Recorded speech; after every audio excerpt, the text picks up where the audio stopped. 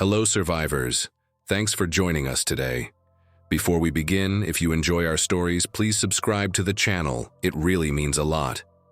Also, tell us in the comments which city you're listening from. It's great to see how far our community reaches. Now, let's start the story. The metallic screech of the subway train pulling into the station was usually just background noise, part of the daily rhythm of commuting. But this morning, something felt off. It was 8:15 a.m., peak rush hour, yet the platform at the downtown transfer station seemed subdued. Fewer people than usual, and those who were there seemed preoccupied. Faces pale, eyes darting nervously towards their phones or the tunnel entrances. I chalked it up to Monday morning blues, maybe a system-wide delay messing with everyone's caffeine levels. My name's Mark, by the way. Just an average guy trying to get to his average office job in finance. Nothing about my morning suggested the world was about to chew itself up from the inside out. I found a seat on the northbound train, pulling out my noise-canceling headphones, ready to zone out for the 20-minute ride. The usual mix of people filled the car, suits checking emails, students slumped over textbooks, a couple of construction workers covered in drywall dust, an elderly woman clutching a shopping bag, pretty standard stuff. The doors hissed shut, the familiar chime sounded, and the train lurched forward into the tunnel's darkness. We'd barely cleared the station, maybe halfway to the next stop at Union Plaza, when the train shuddered violently and screeched to a halt, throwing me forward against the seat in front of me. Muttered curses and annoyed sighs filled the car. Great. Another signal malfunction, probably stuck here for 10 minutes while they sorted it out. But 10 minutes came and went. The train remained motionless, plunged into the unsettling darkness, between stations. Then the main lights flickered, once, twice, before dying completely. Emergency lights, spaced far apart along the ceiling, kicked in with a low hum, bathing the car in a weak yellowish glow that made everyone look sickly and drawn. Murmurs turned anxious. People started pulling out their phones, predictable squares of light illuminating worried faces. No signal, someone near the front announced, confirming what my own phone screen showed. Dead. Down here, between stations, that wasn't entirely unusual, but combined with the sudden stop and power failure, it felt ominous. A crackle came from the intercom speaker, followed by a burst of static, then a voice. The conductor's, but tight with panic. Ladies and gentlemen, we seem to be experiencing some kind of system-wide, more static, then a sound like something heavy hitting the speaker, followed by a wet, choked gurgle, and then silence. Absolute. Dead silence, broken only by the nervous shifting and breathing of the 20 or so passengers in our car. Okay, this wasn't a signal malfunction. Fear, cold and sharp, began to snake its way through the initial annoyance. People started talking, voices rising in pitch. What was that? Is anyone hurt? Why aren't we moving? A big guy in construction gear near the front door, David, I'd later learn his name was, tried the emergency door. Release, it didn't budge. Lock tight, he grunted, slamming his fist against the metal. Power must be completely out on the rails. We should stay calm. A woman's voice cut through the rising panic. She wore nurse's scrubs, her name tag reading Sarah. Her voice was steady, professional, a small island of reason in the growing unease. Panicking won't help. The conductor likely triggered an emergency stop. Transit authority will know we're here. But her calm words were immediately undercut by a sound from outside the train. Faint at first, echoing down the tunnel. Screaming. Not just one person, but multiple voices. A chorus of raw, terrified screams, punctuated by crashes and strange guttural sounds that didn't sound human at all. The screams felt distant, maybe, coming from the Union Plaza station ahead, but in the confined space of the tunnel, they sounded terrifyingly close. Everyone in the car froze, listening. The screaming intensified, then abruptly cut off, replaced by that heavy, waiting silence again. broken only by the low hum of the emergency lights and our own shallow breaths. What the hell is going on up there? David muttered, pressing his face close to the grimy window, peering into the tunnel darkness. We can't see anything. A young woman, Chloe, maybe a student clutching a textbook, whispered from across the aisle. Mr. Henderson, an older businessman in an expensive suit sitting near me, stood up, smoothing his tie. There must be a rational explanation, he declared, though his voice lacked conviction. A power surge, perhaps a disturbance at the station. His words were interrupted by a violent banging from the front of the train, from the conductor's cabin. Not rhythmic knocking, but frantic, desperate pounding, like someone trying to break out. Everyone stared toward the front of the car. David moved cautiously toward the connecting door leading to the next car and the conductor's cabin beyond. "Hey, conductor, you okay in there?" he yelled. The pounding stopped. A low moan filtered through the door, wet and ragged, then scratching sounds, fingernails on metal. "Something's wrong with him," Sarah, the nurse, said quietly, moving closer to David. "That sound, it's not right." The scratching stopped. A heavy thump against the inside of the connecting door made it rattle. Then, silence. Again. We waited, breaths held. The air in the car felt thick, stale, charged with fear. Seconds stretched into minutes. Suddenly, the man sitting 2 seats down from me let out a choked gasp. He was maybe in his late 40s, dressed in office attire, looked like he hadn't slept well. Now, his face was sheet white, sweat beading on his forehead. He started trembling violently, his eyes rolling back in his head. "Hey, is he okay?" Chloe asked, shrinking back. Sarah reacted instantly, moving toward the man. "Give him space. Is he epileptic? Does anyone know him?" No one did. The man started convulsing, low moans escaping his lips. His skin seemed to take on a grayish pallor under the emergency lights. "He's burning up," Sarah said, briefly touching his forehead before recoiling. "Incredibly high fever." She looked around frantically. "Does anyone have water? Anything?" Before anyone could respond, the man's convulsions stopped. He went completely still, head lolling back against the seat. For a horrible second, I thought he was dead. Then his head snapped up with impossible speed. His eyes flew open. They weren't brown anymore. They were milky white, shot through with burst blood vessels. Pupils dilated to black pits that seemed to drink the dim light. A low growl, utterly inhuman, ripped from his throat. Blood flecked his lips as he snarled, revealing teeth somehow, stained dark, almost black. He lunged. Not at Sarah, who was closest, but at the elderly woman with the shopping bag sitting across the aisle. He moved with terrifying, jerky speed, faster than any sick or injured person should move. He slammed into her, teeth sinking into her shoulder before she could even scream. Panic exploded in the car. People screamed, scrambled away, pushing toward the back, trampling each other in their desperation to escape the sudden, incomprehensible violence. The elderly woman shrieked, a high, thin sound cut short as the infected man tore at her throat with his teeth. David reacted first, grabbing a discarded metal fire extinguisher from its wall mount near the door. He swung it hard, connecting with the infected man's head with a sickening crunch. The man staggered back, momentarily dazed, blood pouring from the wound, but he didn't go down. He turned his milky eyes toward David, snarling, and lunged. Again. "The head!" Sarah screamed, pulling a first aid kit from her large tote bag, likely her work bag.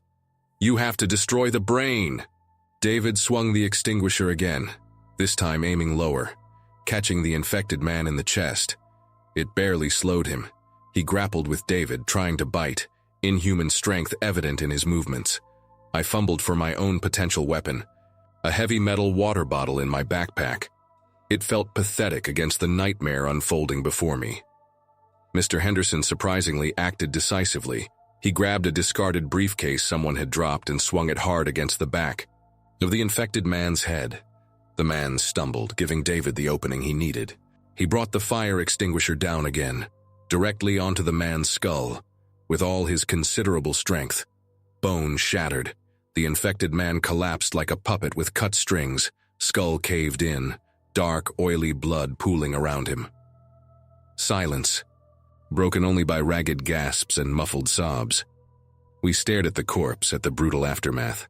The elderly woman lay unmoving, her throat a mangled ruin. "Check her," I managed, my voice hoarse. Sarah knelt beside the woman, checked for a pulse, then shook her head grimly. "She's gone, but the bite..." She pointed to the ragged wound on the woman's shoulder. "We need to..." Before she could finish, the woman's body twitched. Her eyes snapped open, the same milky white as her attackers. With a guttural moan, she started trying to push herself up. "No!" Chloe screamed, backing away further. David didn't hesitate this time. He brought the dented fire extinguisher down hard on the woman's head, silencing her permanently. We stood there, a group of strangers trapped underground, staring at two mutilated corpses, the air thick with the coppery smell of blood and the stench of primal fear. The rhythmic slosh of the train's suspension system, usually unheard, now seemed impossibly loud in the ringing silence. Outside, the screams had faded, replaced by an unsettling quiet. Whatever was happening up there, it had found its way down here. We were trapped in a metal tube miles from safety, with the infection already among us. The first day of the end of the world had begun, and we were starting it underground. The immediate aftermath of the violence was a stunned, suffocating silence. People huddled at the back of the car, eyes wide with terror, staring at the two bodies sprawled on the floor, at the dark pools of blood slowly spreading across the grimy linoleum. David stood breathing heavily, the dented fire extinguisher still clutched in his white-knuckled grip. Sarah knelt nearby, her face pale but professional, checking her first aid kit, though she knew it was useless against this. "Everyone stay calm," she said again, her voice shaking slightly now. "We need to think." "Think about what?" Mr. Henderson demanded, his earlier composure shattered, suit jacket askew. "We're trapped down here with those things." He gestured vaguely toward the front of the train, where the scratching sounds from the conductor's cabin had mercifully ceased, leaving only an unnerving silence. "We don't know what they are," Sarah countered, "but we know how to stop them. Head trauma, severe head trauma." How long did it take him to turn?" Chloe asked, her voice barely a whisper. She pointed a trembling finger at the first infected man, the office worker. "Minutes," Sarah said grimly. 5, maybe 10 after the convulsions started. The woman, less than a minute after she died from the throat wound. She looked around the car, her gaze sharp. "Did anyone else get bitten? Scratched? Any blood contact?" A wave of denial swept through the passengers. Everyone checked themselves, their neighbors, eyes wide with suspicion. Paranoia, sharp and immediate, replaced the initial shock. In this confined space, a single hidden bite could doom us all. I think I'm okay," a young man near the back said, pulling up his sleeve to show an arm scraped raw, likely from the initial panic. "Just fell." Sarah moved toward him, examining the wound quickly. "Looks clean, no broken skin near them." She glanced back at the bodies. "We need to move these. Get them away from us, preferably into another car." David nodded, hefting the fire extinguisher. "Good idea, less chance of accidental contact." He looked toward the connecting door at the rear of our car. "Help me drag them." Mr. Henderson and the young man hesitated, then stepped forward, moving carefully, avoiding direct contact with the blood as much as possible. They dragged the two corpses through the rear door into the next car, which was blessedly empty. David wedged the fire extinguisher handle into the door mechanism, jamming it shut, though we all knew it wouldn't hold against a determined assault when those bodies reanimated. "Okay," Sarah said, taking charge now. "We need to assess our situation. We're stopped between stations, likely Union Plaza and Market Street. Power is out on the rails, communications are dead. We have limited light, no outside contact, and an unknown threat both outside and potentially still inside this train." "The conductor," David reminded her, nodding toward the front cabin. He sounded bad before he went quiet. We assume he's compromised, Sarah stated flatly. That door stays shut. What about trying to walk the tunnels? The young man, whose name turned out to be Kevin, suggested. Maybe Market Street Station is clear? Into that? Chloe whispered, gesturing toward the darkness outside the windows where the distant screams had echoed earlier. We don't know what's out there. It's gotta be better than being trapped in here, David argued. This car's a metal coffin waiting to happen. If more of those things get on the train... The doors are locked, power's out, Sarah reminded him. Nothing's getting on the train easily. And the tunnels, narrow spaces, no visibility, unknown. Number of hostiles. Statistically, staying put and fortifying our position might be safer, at least for now. Fortify with what? Mr. Henderson asked despairingly, gesturing around the relatively bare subway car. Seat cushions? We need weapons, David stated, hefting the fire extinguisher again. Anything heavy, anything sharp. People started rummaging through bags and pockets. Results were meager. A couple of multi-tools, a sturdy umbrella, my heavy water bottle, a rolled-up magazine that Mr. Henderson offered uselessly. Chloe tearfully produced a small can of pepper spray from her purse. Not exactly an arsenal. Okay, not ideal, Sarah admitted. But maybe we can break off some of the metal seat legs? Use them as clubs? David immediately went to work, using his brute strength and a multi-tool Kevin provided to wrench a metal leg free from a bolted seat. It was heavy, solid, a decent bludgeon. He started working on another. While they improvised weapons, I focused on information. I moved cautiously toward the front of the car, toward the conductor's cabin door. I couldn't hear anything from inside now. No scratching, no moaning, just silence. I pressed my ear to the cold metal. Nothing. Was he dead? Or just waiting? I noticed the emergency intercom near the door, different from the main PA system. Worth a shot. I pressed the button. This is Mark, a passenger on train 714 stopped between Union and Market. Is anyone receiving this? Transit control? Anyone? Static answered. I tried again, repeating our location, asking for status. Updates. More static. Then a faint voice broke through, garbled, panicked. Overrun. Everywhere. God help. The signal died again. Overrun. Everywhere. The confirmation sent a fresh wave of cold dread through me. Sarah was right. Leaving the relative, if temporary, safety of the train seemed suicidal. Suddenly, the emergency lights flickered violently. The car plunged into absolute darkness for 3 terrifying seconds, long enough for panicked gasps and a stifled scream from Chloe. Then the lights hummed back on, casting their sickly yellow glow. Power fluctuations, Sarah said, though her voice wasn't entirely steady. Could mean they're trying to restore the system, or it could mean something else. Is drawing power.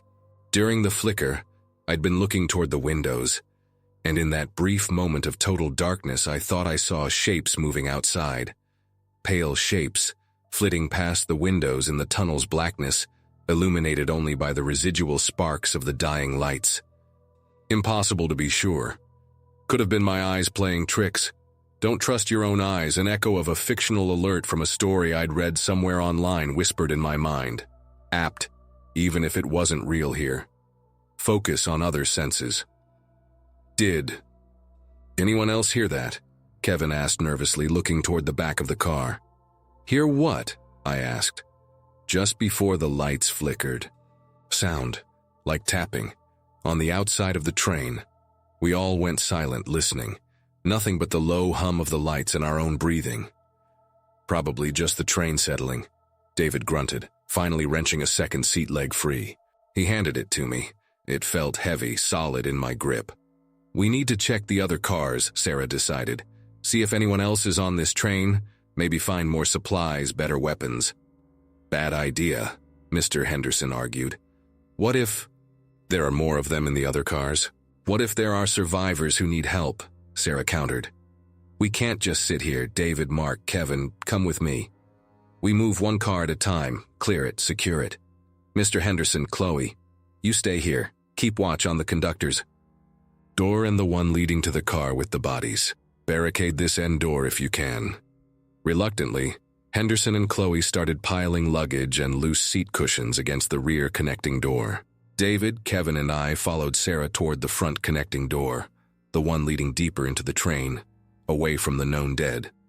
Sarah took point, flashlight in one hand. Where did she get a flashlight? First aid kit slung over her shoulder.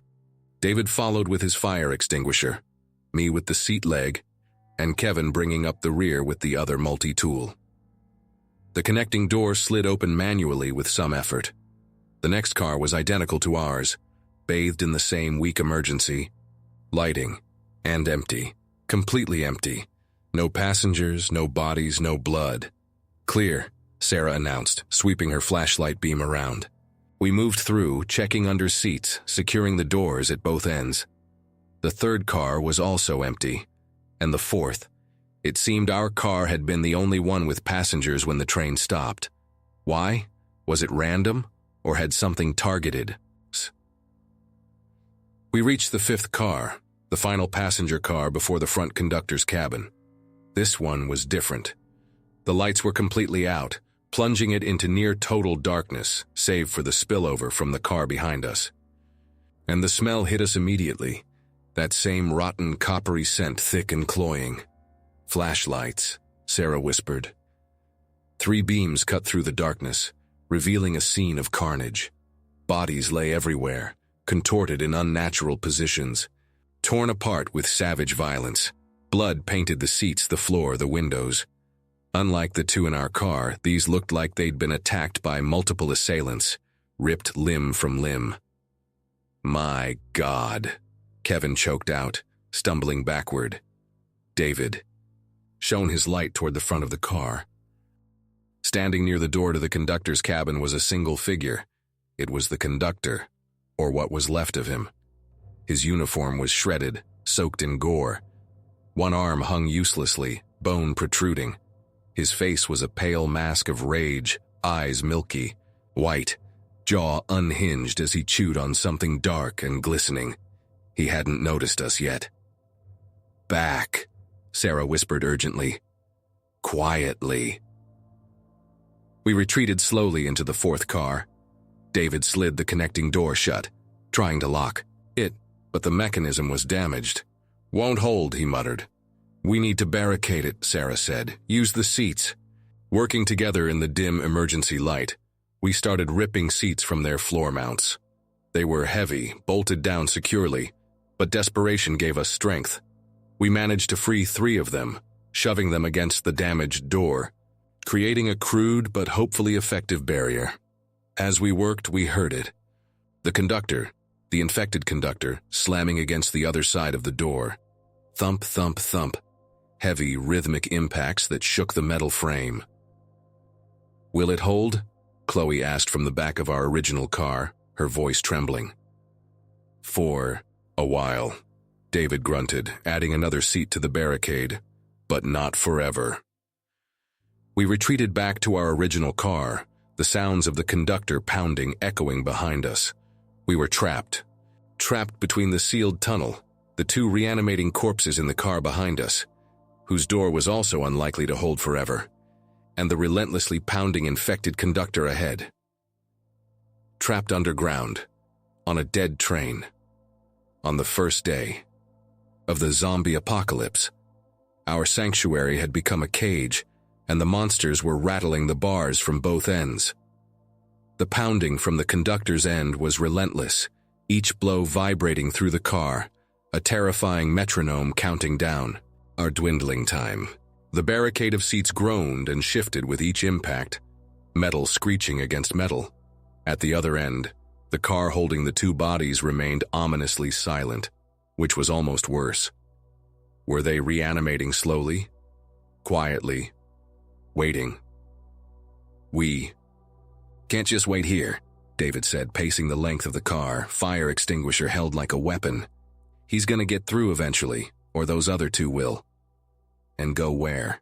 Sarah countered, trying to organize the meager supplies we'd pooled. A few half-eaten bags of chips, some granola bars, a couple bottles of water, Kevin's pepper spray, my water bottle, David's extinguisher, the 2 seat legs. The tunnels are suicide. We heard the screams from the station. It's probably overrun. Maybe not. Kevin, the young student, spoke up, surprising us. I mean, maybe the screams were from people fighting back. Maybe there are rescue teams. His youthful optimism felt painfully naive, but also sparked a desperate flicker of hope. Possible, but unlikely, Sarah said gently. Based on the radio chatter before it died, the situation deteriorated extremely fast. Standard procedure in a fast-spreading biological event is quarantine first, rescue second. They'll seal the tunnels, contain the infection underground. So we're just supposed to die down here? Chloe cried, tears finally breaking through her fear. Nobody's dying, I said, trying to project confidence I didn't feel. My brief military training hadn't covered zombie apocalypses, but it had taught me about maintaining morale. We have light, some water, makeshift weapons. We're in a reinforced metal tube. We just need to outlast them. Outlast what? Mr. Henderson scoffed, huddled miserably on a seat. Those things don't seem to get tired. That conductor's been pounding for 20 minutes straight. As if on cue, a particularly violent crash echoed from the front barricade, followed by the unmistakable sound of tearing metal. The seat barricade shifted visibly. "He's getting through," David yelled, hefting the extinguisher. "Okay, new plan," Sarah said quickly. "The side emergency exits. Can we open them manually?" We rushed to the nearest exit door. It had a manual release lever clearly marked. David pulled it hard. Nothing happened. "Jammed," he grunted, throwing his weight against it. "Or the mechanism needs power." We tried the other side door. Same result. The pounding from the conductor grew louder, more frantic. Metal shrieked as the door began to buckle. "Think, people, think," Sarah urged, scanning the car. "What else? Maintenance hatches, roof access?" I remembered seeing hatches in the floor on some older train models, accessing the undercarriage electronics. I started checking beneath the seats near the car's center. Bingo. A heavy metal plate bolted down with recessed handles. "Here." David joined me. The bolts were thick, rusted. Kevin's multi-tool was useless against them. "Need leverage," David muttered, looking around. He spotted the metal seat leg I still held. "Give me that." Using the sharp, broken end of the seat leg as a lever and the extinguisher as a hammer, David began pounding on the bolts, the noise deafening in the confined space, almost drowning. Out the conductor's assault. One bolt snapped, then another. The infected conductor let out a horrible, gurgling shriek, throwing its full weight against the weakened connecting door. The metal ripped open. An arm, gray and sinewy, clawed through the gap. "Faster, David!" Sarah yelled, grabbing the other seat leg, ready to defend the breach. The third bolt gave way. David and I strained, lifting the heavy floor hatch. It opened onto blackness, revealing the greasy, cluttered space beneath the train car. Wheels, axles, wires, and the concrete track bed just a few feet below. The smell of ozone, stale oil, and something foul wafted up. "He's through," Chloe screamed. The conductor squeezed through the ripped opening, uniform hanging in tatters, ruined face fixed on us with mindless hunger. Sarah met his charge, swinging the seat leg like a bat, connecting with his head. He stumbled but kept coming. "Go, go!" David yelled at us, turning to face the conductor, extinguisher raised. "Get under the train, I'll hold him." Kevin hesitated. "But..." "Now!" David roared, shoving him toward the hatch. Kevin scrambled down into the darkness below. Chloe followed, sobbing. Mr. Henderson squeezed through next, surprisingly agile for his age. Sarah backed toward the hatch, keeping her eyes on David and the conductor. David swung the extinguisher again, a crushing blow that staggered the conductor. "Go, Sarah!" Sarah dropped through the hatch just as the conductor lunged again. David met the attack, blocking the bite with the extinguisher, wrestling with the stronger, tireless infected. "Mark, come on!" Sarah yelled from below. hesitated, looking back at David. He grunted with effort, shoving the conductor back a step. "Get them out! That's an order!" he yelled, echoing Lieutenant Chen's last words from the police outbreak story. Though we weren't military, the sentiment was the same: sacrifice for the group. I dropped through the hatch, landing hard on the track bed below. The hatch slammed shut above me, plunging us into near-total darkness, broken only by the faint emergency lights filtering from the car's undercarriage and Sarah's flashlight beam. Above, I heard the sounds of struggle, grunts, impacts, a final choked scream, then silence. David. "We have to move," Sarah said, her voice thick. With emotion but steady, she helped me up. Kevin and Chloe were huddled together, terrified. Mr. Henderson looked utterly broken. The space beneath the train was cramped, filled with the smell of grease and decay. We could stand, barely, between the massive wheels and the track bed. The tunnel stretched ahead and behind us, an endless ribbon of blackness. "Which way?" Kevin whispered. "Market Street should be closer," Sarah reasoned. "Maybe half a mile ahead. Union Plaza is behind us, but we heard screaming from that direction earlier." "Stick together," I said, taking point with my seat leg. Sarah's flashlight beam cutting a weak path ahead. "Single file, stay quiet." We started walking, stumbling over ballast stones and discarded trash. The silence of the tunnel was absolute now, broken only by our own footsteps echoing unnervingly, and the constant drip of unseen water. Every shadow seemed to hold a threat. Every distant rumble felt like approaching footsteps. We hadn't gone 50 yards when Kevin tripped, his flashlight clattering across the concrete. It rolled under the train wheels, its beam pointing directly at the opposite tunnel wall. Illuminated in its stark white light were shapes. Figures huddled against the wall, seemingly inert. At least 10 of them. Some looked like transit workers. In orange vests, others like commuters caught in the tunnels. They weren't moving, just standing there, facing the wall, heads down. "Hello?" Kevin called out foolishly, retrieving his light. "Are you okay?" The figures didn't respond, didn't move. "Leave them," Sarah whispered urgently. "Keep moving."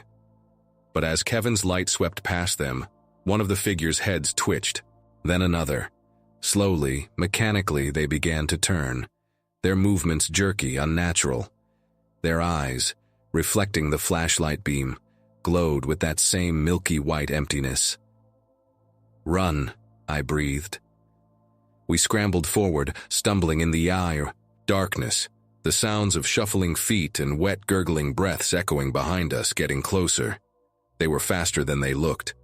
We ran blindly, Sarah's flashlight beam bouncing wildly, illuminating brief, terrifying glimpses of the tunnel. Ahead, rusted pipes, graffiti-covered walls, dark alcoves. The tunnel curved slightly. Ahead, I saw a faint light. Market Street Station? Or just a maintenance light? A shape lunged from a dark alcove directly in front of us. I swung the seat leg blindly, connecting with something solid. A guttural shriek, then it fell back. But more were coming from ahead, now, drawn by the noise. We were caught between two groups. "This way," Sarah yelled, grabbing my arm, pulling me toward a narrow gap in the tunnel wall. A ventilation shaft access, covered by a rusted metal grate. Kevin, Chloe, and Henderson followed. The grate was heavy, bolted shut. No time for leverage now.